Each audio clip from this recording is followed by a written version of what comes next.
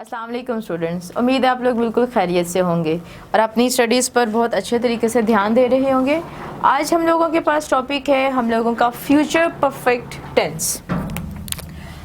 Future मतलब आने वाला वक्त और परफेक्ट मतलब मुकम्मल हो चुके हुए काम, मतलब मुस्तकबिल में ऐसे काम जो मुकम्मल हो चुके हुए हैं।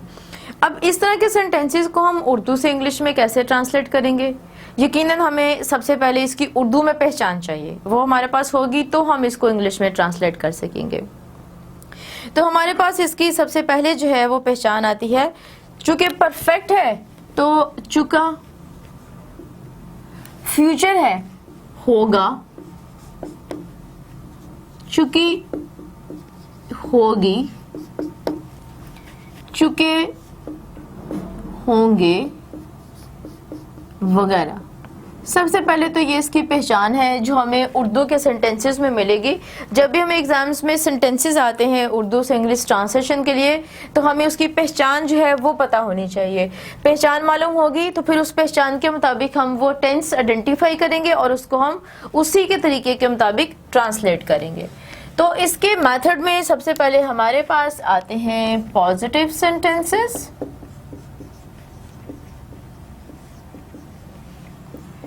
सो पॉजिटिव सेंटेंसेस में हमारे पास है सबसे पहले सब्जेक्ट,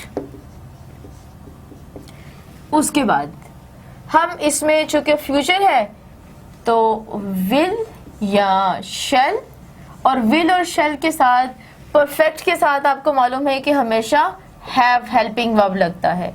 तो ये चूंकि फ्यूचर परफेक्ट, तो हमें फ्यूचर को भी इसमें मेंटेन करना है और परफेक्ट को भी। और third form plus object, subject, will have, shall have, third form and then object. And students याद रखिएगा, इसमें शैल हैज या विल हैज का कोई कंसेप्ट नहीं होता है। इसमें आपके हर तरह के सब्जेक्ट के साथ हैव ही लगेगा, विल और शैल के साथ।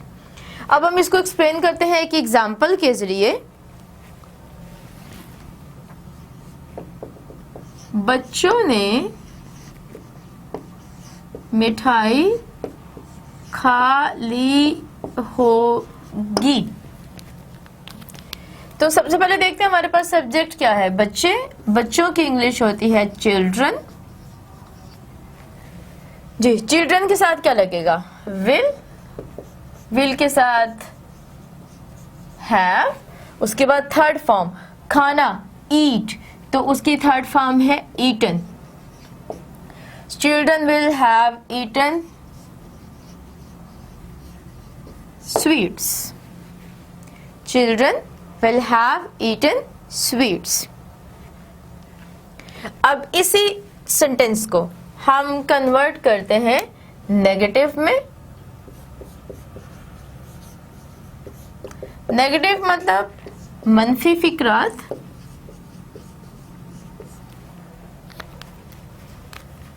इसमें देखिए सबसे पहले है सब्जेक्ट, फिर है हमारे पास विल या शैल। शैल लगेगा आई और वी के साथ और बाकी सब लोगों के साथ विल। उसके बाद है हमारे पास हैव, फिर है हमारे पास थर्ड फॉर्म और फिर है ऑब्जेक्ट। सॉरी स्टूडेंट्स, ये हम नेगेटिव सेंटेंसेस करें तो इसमें सबसे पहले विल शैल और उसके बाद नॉट, फिर आएगा हैव। अब इसी सेंटेंस को हम कन्वर्ट करते हैं नेगेटिव में। बच्चों ने मिठाई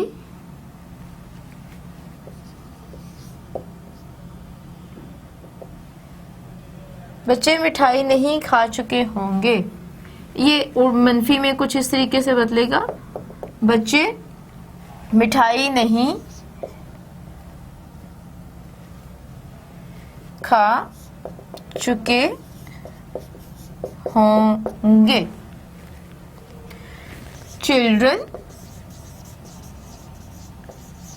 will not have eaten sweets. Children will not have eaten sweets. अब हम देखते हैं स्टूडेंट्स इसके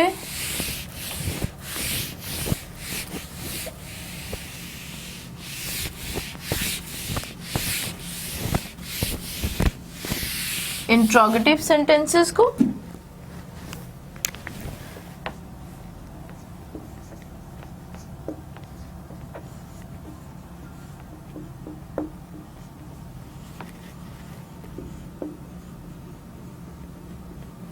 सवालिया फिक्रात, इनको कैसे करेंगे?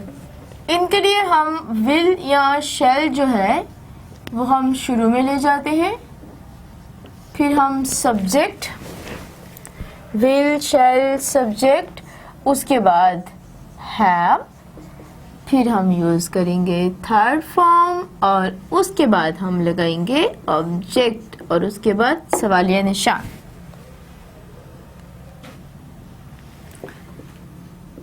क्या बच्चे मिठाई खा चुके होंगे?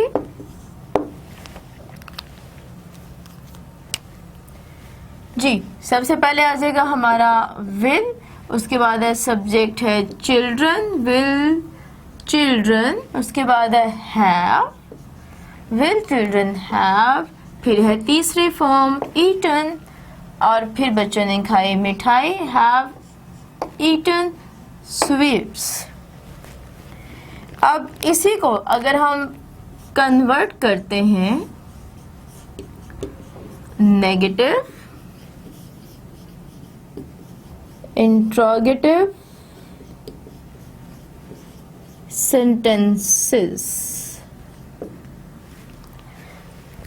सवालिया मनफी फिक्रात, तो स्टूडेंट्स इसके लिए भी हम क्या करेंगे, हम विल और शैल को शुरू में ले आएंगे, फिर हम सब्जेक्ट को ट्रांसलेट करेंगे, फिर हम नॉट लगाएंगे, नॉट के बाद हैव लगाएंगे, हैव के बाद थर्ड फॉर्म लगाएंगे और उसके बाद ऑब्जेक्ट लगाएंगे और उसके बाद सवालिया निशान।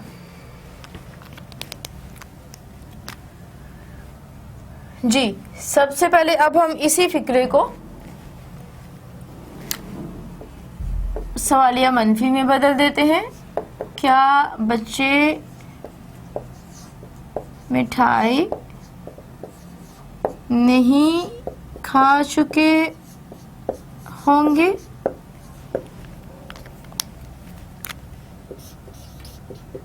Will children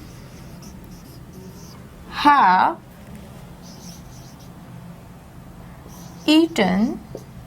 Will children not have?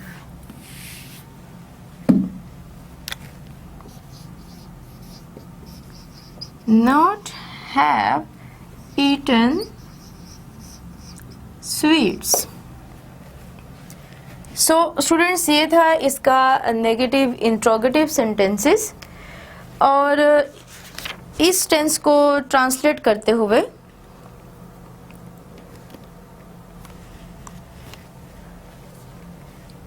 आप देख सकते हैं कि हमारे पास यहाँ पर दो हेल्पिंग वर्ब है, विल और शैल के साथ हैव जुड़ा हुआ है, लेकिन हम जब विल और शैल को ही शुरू में लेकर आ रहे हैं, हैव जो है वो अपनी ही जगह पर मौजूद है।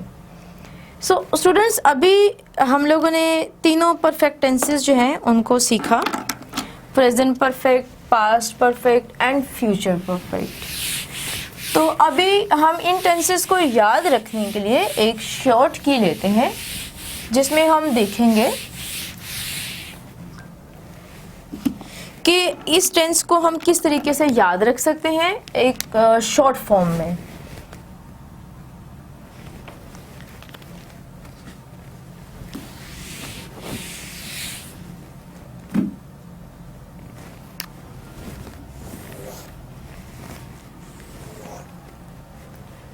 देखिए यहाँ पे हमारे पास है प्रेजेंट, यहाँ पर है पास्ट, यहाँ पर है फ्यूचर, और तीनों के साथ एक वर्ड कॉमन जुड़ा हुआ है और वो है perfect. Present perfect, past perfect, future perfect. अब हम देखते हैं कि इन तीनों टेंसेस में कौन सी चीज़ है जो कॉमन है। देखिए इसमें सब्जेक्ट ऑब्जेक्ट, सब्जेक्ट शुरू में आता है, ऑब्जेक्ट बिल्कुल लास्ट में आता है।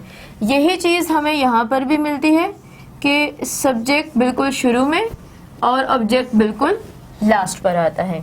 फ्यूचर परफेक्ट टेंस में भी ऐसा ही है, सब्जेक्ट शुरू में और ऑब्जेक्ट बिल्कुल लास्ट पर। ये एक कॉमन पॉइंट है जो तीनों टेंसेस में एक जैसा ही चल रहा है। तो आप इसको एक टेंस के लिए भी याद रख सकते हैं, एक टेंस के लिए याद रखेंगे तो सबके लिए याद रहेगा। बुनियादी तौर पर ये कॉमन पॉइंट है आपके 12 के 12 टेंसेस में कॉमन, सब्जेक्ट बिल्कुल शुरू में और ऑब्जेक्ट बिल्कुल लास्ट पे। उसके बाद प्रेजेंट परफेक्ट में आप यूज करते हैं थर्ड फॉर्म, पास्ट परफेक्ट में भी आप यूज करते हैं थर्ड फॉर्म, और फ्यूचर परफेक्ट में भी आप यूज करते हैं थर्ड फॉर्म। लीजिए एक और इंटरेस्टिंग और इजी पॉइंट जिसमें आप लोगों को और ज़्यादा आसानी रहेगी परफेक्ट टेंसेस को याद रखने के लिए कि प्रेजेंट परफेक्ट में भी थर्ड फॉर्म है, पास्ट परफेक्ट में भी थर्ड फॉर्म है और फ्यूचर परफेक्ट में भी थर्ड फॉर्म का इस्तेमाल हो रहा है। अब हम आते हैं इनके हेल्पिंग वर्ब्स की तरफ। प्रेजेंट परफेक्ट में हम यूज़ करते हैं हैज़ या हैव, पास्ट परफेक्ट में हम यूज़ करते हैं हैड, और फ्यूचर परफेक्ट में हम यूज़ करते हैं विल या शैल के साथ हैव। अब यहाँ से तीनों टेंसेस से आप लोगों को एक चीज़ ये पता चलती है कि सिर्फ थोड़ा सा चेंज है इनके हेल्पिंग वर्ब्स में। प्रेजेंट परफेक्ट के लिए हम हमेशा हैज़ या हैव लगाते हैं, पास्ट के लिए यही हैव की थर्ड फॉर्म आ जाती है हैड, और फ्यूचर के लिए आपको मालूम है जहाँ भी फ्यूचर का वर्ड होगा वहाँ पर हमेशा हम विल या शैल इस्तेमाल करते हैं, और चूंकि फ्यूचर परफेक्ट है तो साथ में हैव इस्तेमाल होता है। तो ये एक कॉमन शॉर्ट की है जिसके ज़रिए आप परफेक्ट के तीनों टेंसेस को अच्छे तरीके से याद रख सकते हो। उम्मीद करती हूँ स्टूडेंट्स ये आपको अच्छे तरीके से समझ में आया होगा। आज के लिए इतना ही, बहुत शुक्रिया। किसी भी तरह के सवाल के लिए, किसी भी तरह की प्रॉब्लम के लिए आप लोग हम लोगों से कांटेक्ट कीजिए। ट्रांसलेशन करते हुए कोई भी प्रॉब्लम होती है तो आप हमें एक्सरसाइज नंबर और उसका सेंटेंस नंबर लिख के आप हम लोगों से क्वेश्चंस पूछ सकते हैं। बहुत शुक्रिया।